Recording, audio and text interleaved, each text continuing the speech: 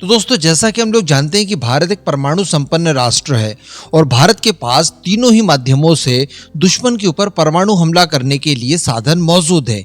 यानी भारत जल हो, थल हो या नभ हो, कहीं से भी न्यूक्लियर अटैक दुश्मनों के ऊपर कर सकता है।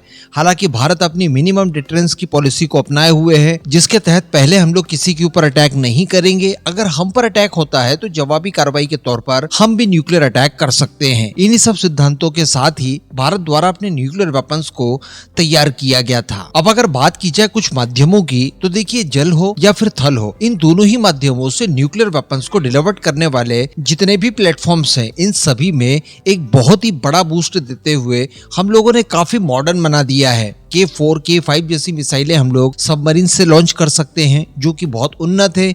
वहीं पर थल से लॉन्च की जाने वाली मिसाइलों में भी बहुत ज्यादा एडवांसमेंट देखने के लिए मिला है। लेकिन अगर स्पेशली भारतीय वायुसेना की बात की जाए, जिससे कि सबसे ज्यादा जवाबदारी दी गई है न्यूक्लियर अटैक के लिए, वो आज भी कोल्ड वॉर के जमाने के पैंतरों के ऊपर निर्भर करती है न्यूक्लियर डिटरेंस के लिए। जी हाँ, यानी आप न्यूक्लियर बॉम्ब जो कि नॉन गाइडेड होते हैं, उन्हें दुश्मनों के उन इलाकों तक पहुंचा दीजिए जहां पर आपको न्यूक्लियर अटैक करना है। उसके बाद इन्हें ड्रॉप कर दीजिए। फ्री फॉल, ये ग्रेविटी के प्रभाव से जहां गिरने होंगे वो गिर जाएंगे, ब्लास्ट कर देंगे और आपका बदला पूरा हो जाएगा। जिसके लिए हम सभी जानते हैं कि जैगवार और मिराज 2000 ये दो विमान हमारे पास मौजूद है, जिनका इस्तेमाल हम लोग न्यूक्लियर वर्षा के लिए कर सकते हैं। लेकिन दोस्तों, यहाँ पर जोखिम बहुत ज्यादा है। कारण ये है कि ऐसी परिस्थिति में आपके नॉन स्टेल्थ विमानों को उन क्षेत्रों के ऊपर जाना होगा जहां पर आपको अटैक करना है। काफी डीप स्ट्राइक करनी होगी, क्योंकि ये सीमावर्ती इलाकों में तो आप करेंगे नहीं न्यूक्लियर अटैक। ऑब्वियसली कहीं हाईली पॉपुलेटेड इलाकों में ही न्यूक्लियर अटैक्स किए जाते हैं, तो वहां तक पहुंचने के लिए कई सारी बाधाओं का सामना आपको करना पड़ सकता है, जिसमें दुश्मनों के कई लेयर्स में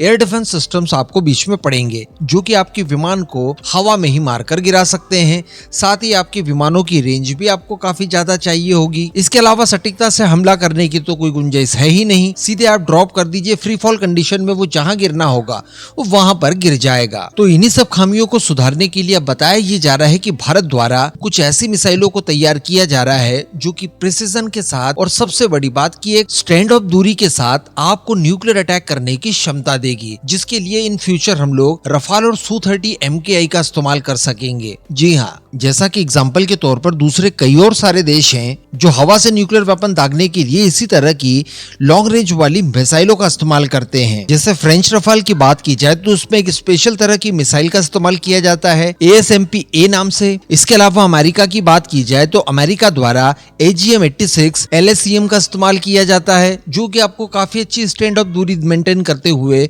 दुश्मनों के ऊपर अटैक करने के लिए एक मौका प्रदान करती है, जिससे आपके विमान को कोई खतरा नहीं होता और एक निश्चित दूरी से, जो कि सेफ डिस्टेंस मानी जा सकती है, वहां से अटैक्स किए जा सकते हैं। तो इसी तरह की तैयारियां भारत द्वारा भी की जा रही है, जिसमें सर्वप्रथम नाम निकल कर आया है ब्रह्मोस का। हो सकता है कि जो अभी हमारे पास ब्रह्मोस A है, यानी ब्रह्मोस एयर लॉन्च मिसाइल है, जिनका इंटीग्रेशन ऑलरेडी Su-30 MKI में किया जा चुका है, संभवतः इन्हीं ही कुछ परिवर्तनों के साथ इन्हें न्यूक्लियर अटैक करने में सक्षम बनाया जाए, ताकि इन फ्यूचर हम लोग ब्रह्मोस मिसाइलों से ही न्यूक्लियर अटैक कर पाए, वो भी एक सुरक्षित दूरी पर खड़े होकर। या फिर ब्रह्मोस मिसाइल का ही कोई दूसरा ऐसा संस्करण तैयार किया जाए बिल्कुल नए सिरे से, जो कि इस तरह के अटैक्स कर पाए और कम से कम हमें 800, 1000, 1200 किलोमीटर या फिर 1500 किलोमीटर तक की एक सुरक्षित रेंज प्रोवाइड करा सके। साथ ही प्रिसिजन के साथ स्ट्राइक होगी, और सबसे बड़ी बात है कि मिसाइलों को भी जब एयर डिफेंस सिस्टम रोकने का प्रयास करेंगे तो उसमें भी वो लोग विफल रहे। क्योंकि चाइना की स्पेशली बात की जाए तो चाइना द्वारा उसके खुद के HQ-9 एयर डिफेंस सिस्टम इस्तेमाल किए जाते हैं, कुछ एक की संख्या में उनके पास S-400 भी है।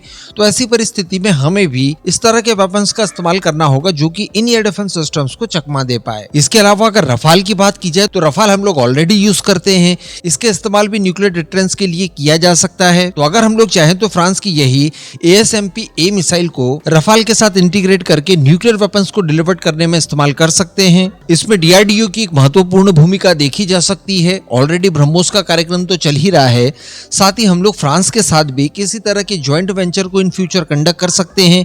ये टेक्नोलॉजी ट्रांसफर के जरिए भी इस तरह की मिसाइलों का इस्तेमाल हम लोग रफाल में कर सकते हैं। और वैसे भी जो वर्ल्ड सिनेरियो है, इन सब चीजों को देखते हुए फ्रांस द्वारा लगातार अपने खुद के भी रफाल द्वारा न्यूक्लियर वेपन्स को डिलीवर करने के लिए कई सारी तैयारियां की जा रही है, कई सारे युद्धाभ्यास लगातार किए जा रहे हैं।